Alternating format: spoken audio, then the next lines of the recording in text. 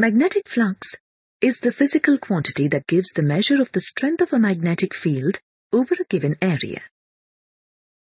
Magnetic flux is defined as the number of magnetic field lines passing through a given area in a magnetic field.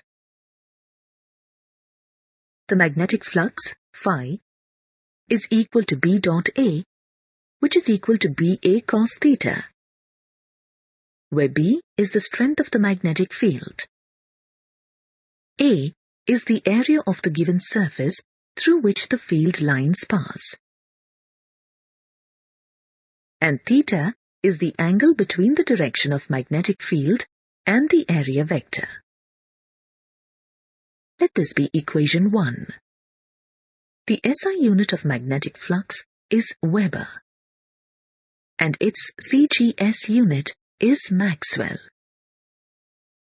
Maximum magnetic flux passes through a given area when the area vector and the magnetic field are in the same direction.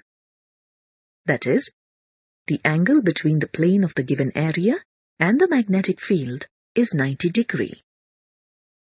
The angle between the area vector and the magnetic field theta is equal to 0 degree. Cos 0 degree is equal to 1. Thus, the magnetic flux, phi, is equal to BA. When the flux passing through a given area is maximum, the magnetic flux passing per unit area is called magnetic flux density. Then, the magnetic flux density, B, is equal to phi by A. Let this be equation 2. Now let's discuss about Gauss' law for magnetism. We know that Gauss' law for electrostatics is derived from Coulomb's law.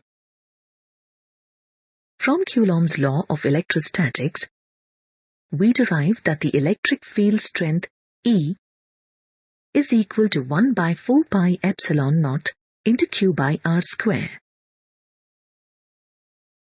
Let this be equation 3.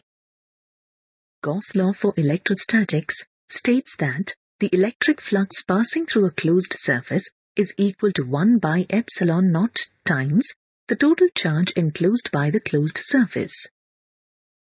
That is, integral over the closed surface E dot ds is equal to Q by epsilon naught. Here, integral over the closed surface E dot ds is the electric flux, and Q is the total charge enclosed by the closed surface. Let this be equation 4. Similarly, Gauss' law for magnetism can be derived from the definition of magnetic field strength. We know that the magnetic field strength, B, is equal to mu naught by 4 pi into m by r square. Let this be equation 5. By observing the Gauss' law for electrostatics, we can write Gauss' law for magnetism as integral over a closed surface B dot ds is equal to mu naught times the net pole strength enclosed by the closed surface. Here, integral over the closed surface B dot ds is the magnetic flux, and m is the total pole strength enclosed by the closed surface. Since the isolated magnetic pole or magnetic monopole does not exist, that is, the magnetic dipoles alone exist with the poles that are opposite in nature, the net pole strength enclosed by the closed surface is 0. Now we can write Gauss' law for magnetism as integral over the closed surface B dot ds is equal to 0. Let this be equation 6. Let's discuss Gauss' law for electrostatics and magnetism more explicitly by considering the field lines due to an electric dipole and a magnetic dipole. Consider a closed surface that encloses one of the charges of an electric dipole. and another closed surface which encloses one of the poles of a Baum magnet. In case of an electric dipole, the electric field lines begin on the positive charge and end on the negative charge. That is, the electric field lines are not closed loops. They are open curves. Here, the electric field lines go beyond the closed surface. Thus, a non-zero electric flux exists in a closed surface. The electric flux is equal to 1 by epsilon naught times the charge enclosed by the closed surface.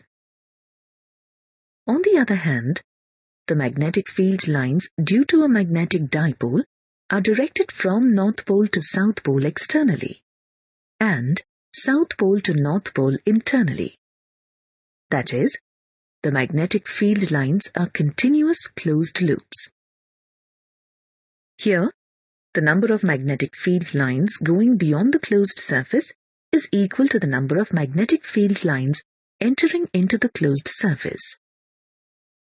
Thus, the net magnetic flux enclosed by the closed surface is 0. For a better understanding, let's discuss Gauss' law for magnetism with some examples, such as a solenoid and a toroid. In the case of a current-carrying solenoid,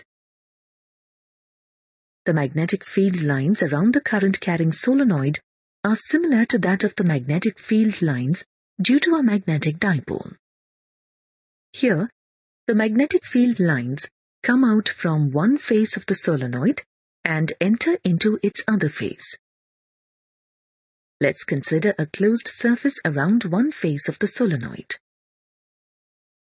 Then, the number of magnetic field lines going out of the closed surface is equal to the number of magnetic field lines coming into the closed surface. Thus, the net magnetic flux enclosed by the closed surface is equal to 0. In our other example, that is of a toroid, the current-carrying toroid produces a magnetic field at its core in circular loops. Now, consider a closed surface around a point of the toroid. As the magnetic field lines due to the current-carrying toroid are continuous closed loops, the number of magnetic field lines going out of the closed surface is equal to the number of magnetic field lines coming into the closed surface. Thus, the net magnetic flux enclosed by the closed surface is equal to 0.